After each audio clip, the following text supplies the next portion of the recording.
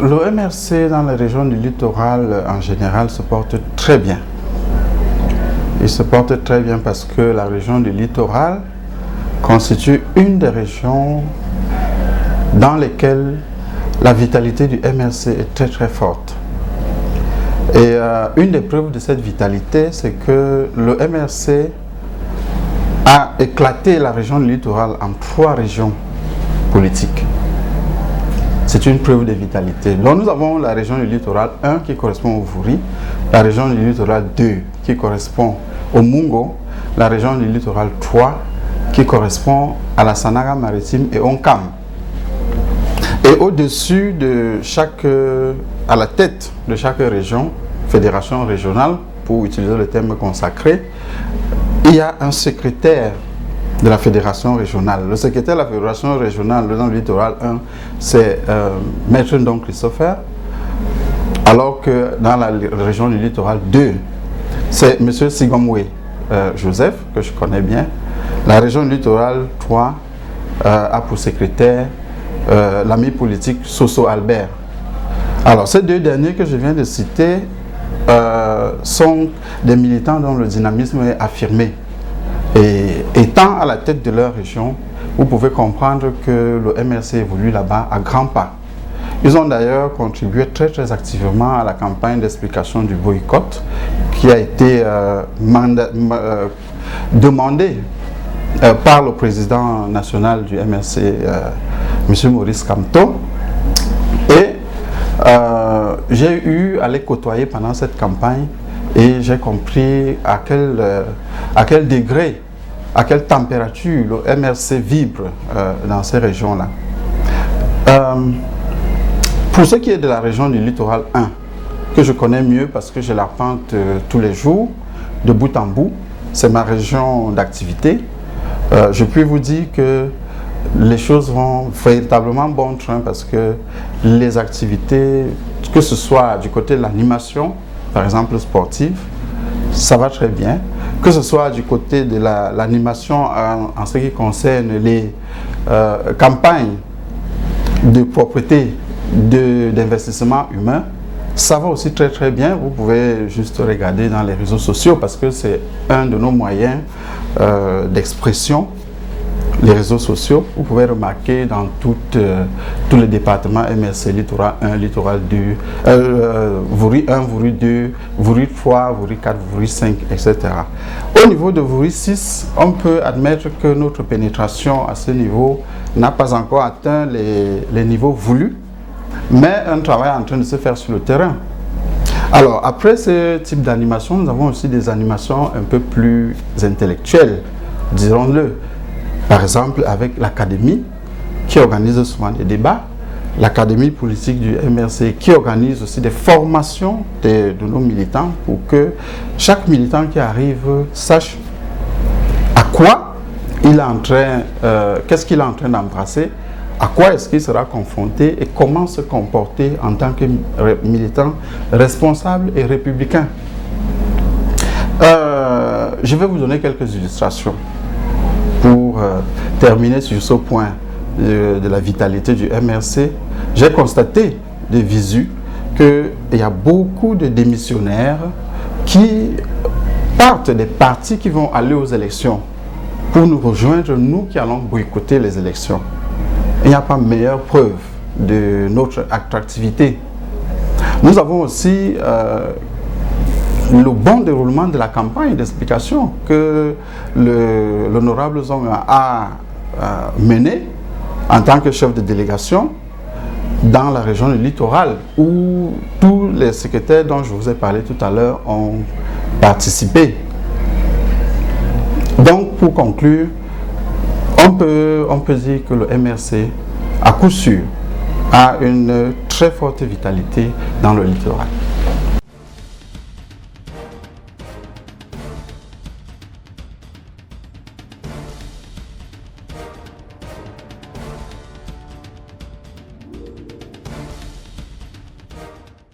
D'entrée de jeu, je voudrais dire que le Cameroun est à la croisée des chemins.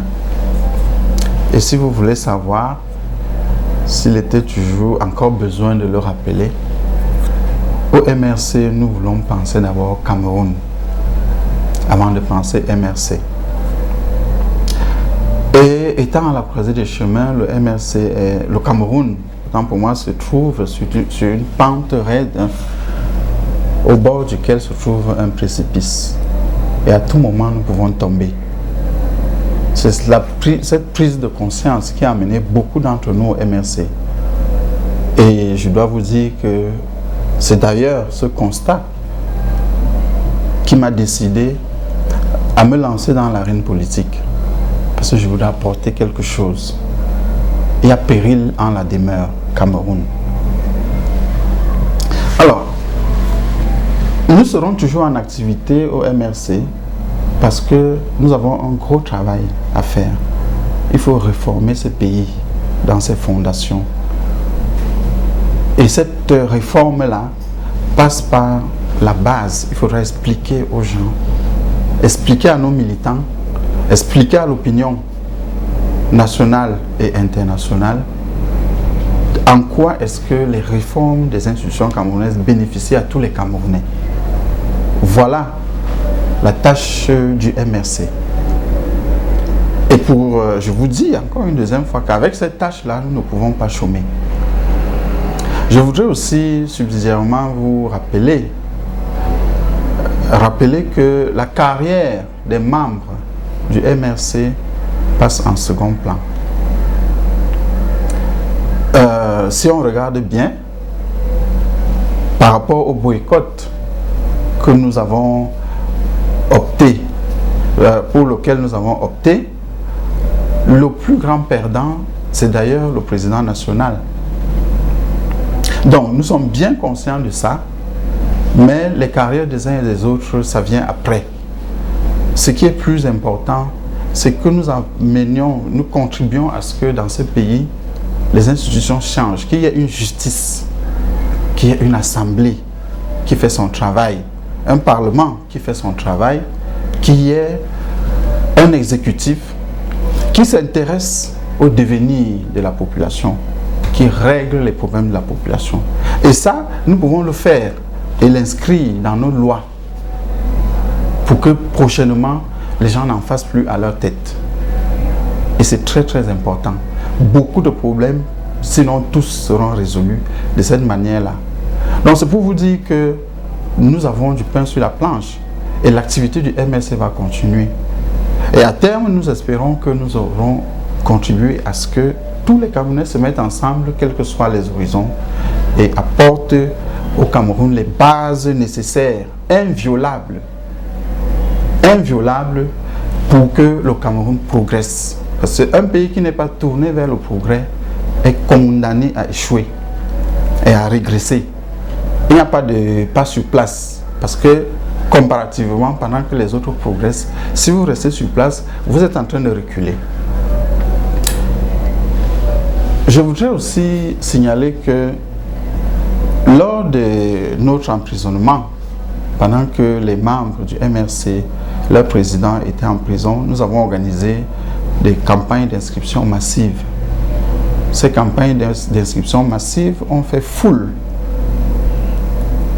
De telle façon que c'était paradoxal que les gens soient emprisonnés alors que d'autres ne font qu'avoir, le parti ne fait qu'avoir de l'attrait sur les populations. Ce n'est pas après ce boycott que nous aurons des problèmes si pendant qu'on nous avait emprisonnés, le MRC était toujours attractif et travaillait sur le terrain.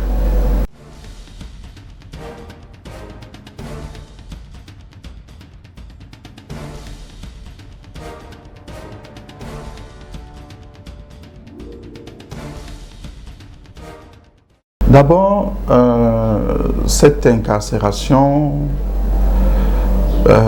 est une manifestation de violence. Il ne faut pas qu'on oublie ça un jour. C'est une manifestation de violence d'un régime qui n'a pas d'argument politique. Voilà le résumé. Et c'est regrettable. Le but de cette arrestation, avec mon président, le président de mon parti, avec nos sympathisants, nos amis politiques, le but de cette arrestation donc était d'abord de nous anéantir, nous, moralement surtout, parce que c'est de là que tout part. Et l'autre but qu'il ne faut pas négliger, c'était pour donner un avertissement cinglant à la population camerounaise qui aurait des velléités de remise en question de ce qui se passe dans le pays. Or, nous savons bien que le pays vit des dysfonctionnements incroyables, inédits.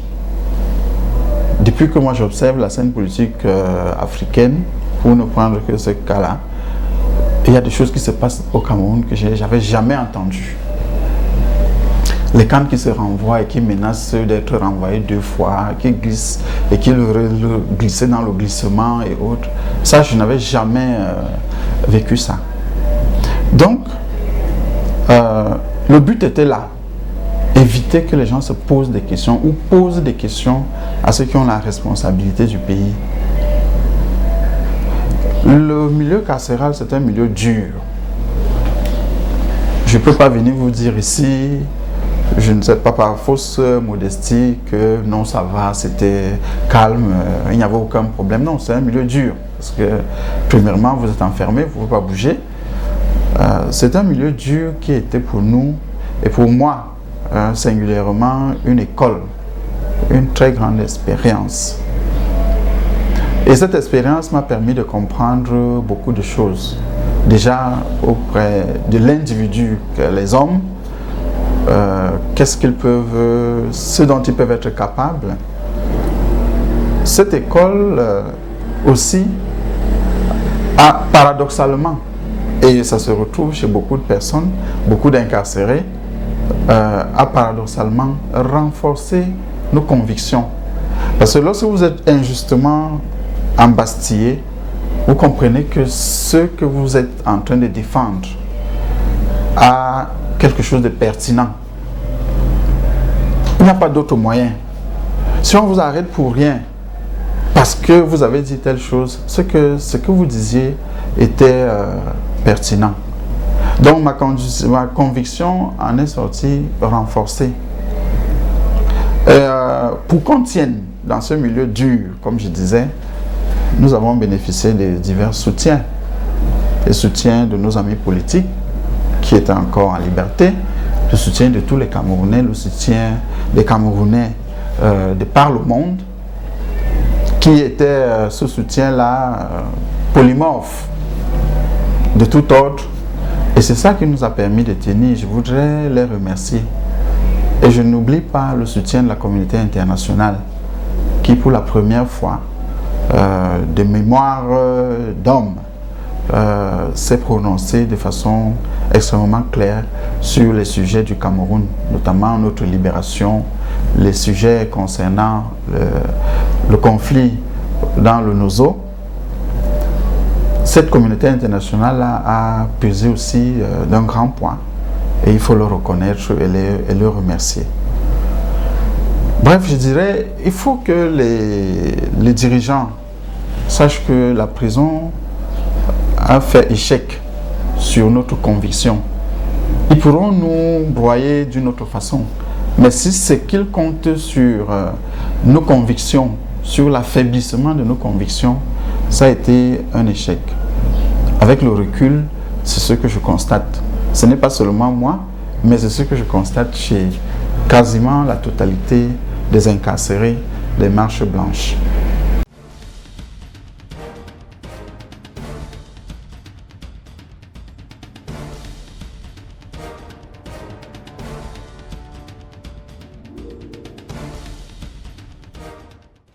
Bien,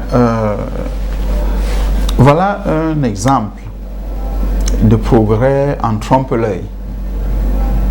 C'est-à-dire qu'on fait semblant d'avoir avancé, mais en réalité on a reculé gravement. Je voudrais préciser que La désignation du super-maire qui, avant, était appelé délégué du gouvernement, se faisait par nomination.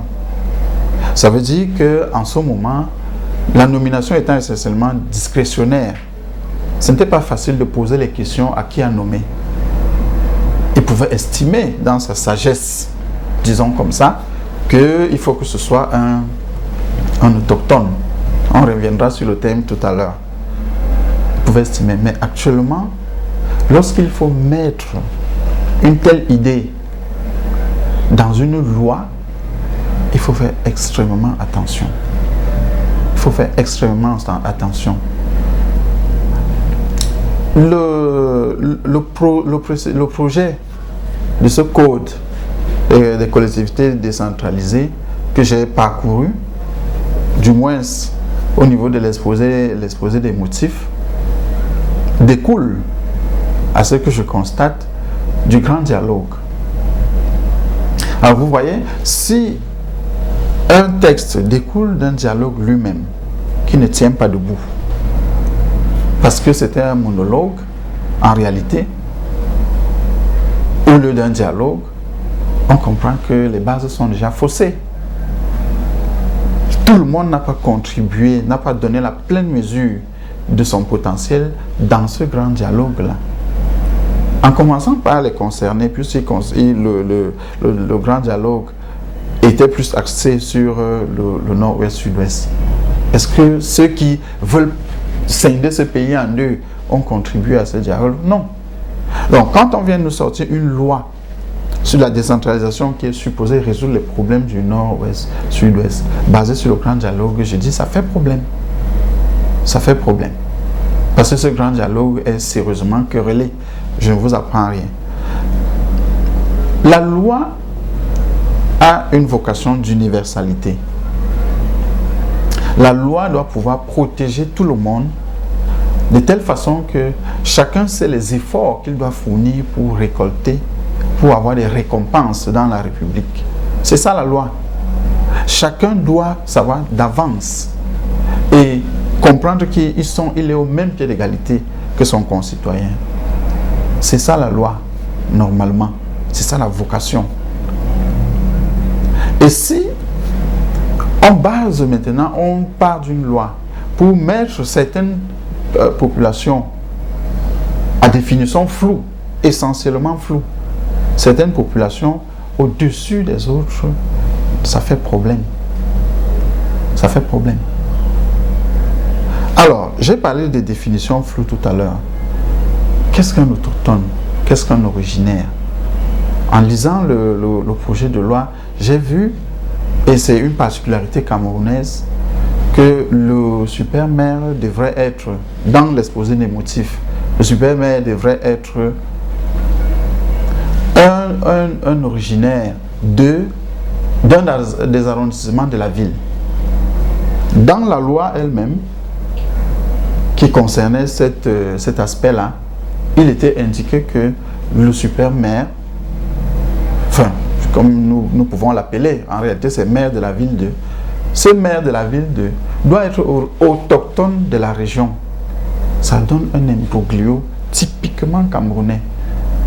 Et on se demande qu'est-ce qui passe dans la tête des gens lorsqu'ils vont rédiger ce genre de textes-là. Bien.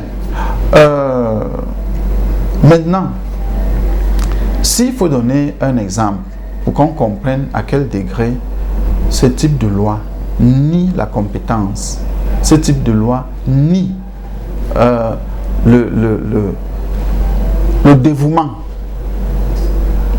Parce que ce qu'on demande de quelqu'un qui va exercer la puissance publique, c'est d'être compétent, c'est d'être dévoué. Pour prendre donc un exemple, imaginons quelqu'un qui est né à Paris, a grandi à Paris, a travaillé à Paris, arrivé, je ne sais pas, à 47 ans ou 55 ans, ça paf dans sa tête, dit que bon, ben, je peux être maire de la ville de, je ne sais pas, prenons une ville du Cameroun, où il y aura un super maire. Il va là-bas, il vient, il dit que non, je suis autochtone parce que mon grand-père avait... Et il n'a jamais exercé quoi que ce soit. Il est qualifié par rapport à quelqu'un d'autre qui serait né dans la ville, qui aurait travaillé dans la ville, bâti sa maison dans la ville, peut-être même avoir des entreprises dans la ville. C'est-à-dire qui aurait contribué à la vie de sa ville, qui aurait fait sa vie dans la ville. Vous voyez que si on disqualifie le second à la place du premier, parce que le grand-père du premier était né là-bas, est-ce que ça a un sens? Est-ce que c'est comme ça qu'un pays va progresser? Il faut qu'on sache ce que nous voulons. Fixons d'abord les bases. Est-ce que nous voulons progresser ou alors c'est autre chose? Si c'est autre chose, d'accord, on peut mettre n'importe quel cafouillage en branle dans la République. Ça va marcher. Mais si c'est du progrès qu'on parle et qu'on se regarde les yeux dans les yeux, on dit, nous, en tant que Camerounais, nous voulons progresser et être dans le Conseil des Nations une nation respectable, il faut faire attention à introduire ce genre de choses. Et je voudrais signaler singulièrement un aspect qui m'a parfois choqué. Pourquoi est-ce qu'on fait comme si on a peur de certaines populations au Cameroun? Pourquoi est-ce qu'on fait comme si, en basant l'activité des individus sur la compétence, certaines populations du Cameroun vont, je ne sais pas, envahir ou je ne sais pas, prendre toutes les places? Mais ce n'est pas vrai. La vérité, c'est que la compétence des populations vient d'abord de leurs exigences sociales, les schèmes qu'ils ont dans leur tête, dans ce groupe-là. Ça vient aussi de la pression de la concurrence. Si on vit dans un milieu concurrentiel, on est automatiquement boosté dans sa compétence parce qu'on se frotte à plus grand chaque fois. On se frotte à des gens qui veulent nous surpasser.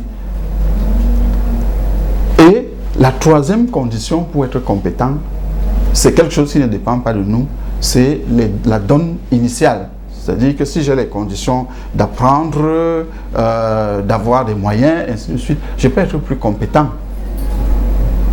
Mais au lieu de chercher à travailler sur ces différents aspects, nous faisons comme si il y a des gens qui sont de façon innée plus compétents que les autres. Ça ne marche pas. Ça ne marche pas. Et c'est une grave erreur et c'est faux de dire qu'il y a des gens qui sont naturellement plus compétents. Non. Tout le monde peut devenir compétent. Et c'est à ça que nous devons travailler. Au lieu d'aller se cacher et faire chaque fois comme si on a peur de, je ne sais pas, une invasion d'aliens au Cameroun.